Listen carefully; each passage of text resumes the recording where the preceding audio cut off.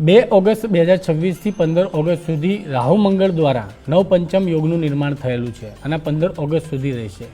મંગળ જે છે એ મિથુન રાશિમાં અને રાહુ કુંભ રાશિમાં તે હાલ ગોચર કરી રહ્યા છે અને રાહુથી મંગળ 1, 5 અને 9ના એક્સિસમાં આવે છે. એટલા માટે જ આ નવપંચમ યોગનું નિર્માણ થાય છે.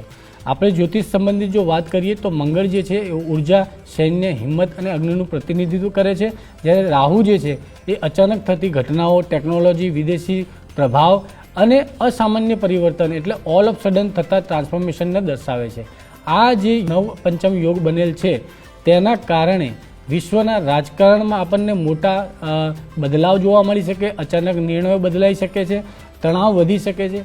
રાહુ જે છે એ મંગળ અને રાહુના નવપંચમ યોગથી ડિફેન્સ, AI, સિક્યોરિટી અને સ્પેસ ટેકનોલોજીમાં તમને સારા ડિસિઝન્સ જોવા મળી શકે છે.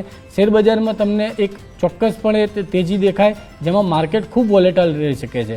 સોશિયલ મીડિયા અને ડિજિટલ માર્કેટિંગ જે છે એમાં ખૂબ મોટા બદલાવ થઈ શકે અને અકસ્માત, આગ અને વિસ્ફોટ જેવા કોઈ પણ પ્રસંગ બની શકે. એટલે 15 ઓગસ્ટ સુધી હજુ પણ આ નવપંચમ યોગથી દરેક લોકોએ સાવધાન રહેવાની જરૂર છે.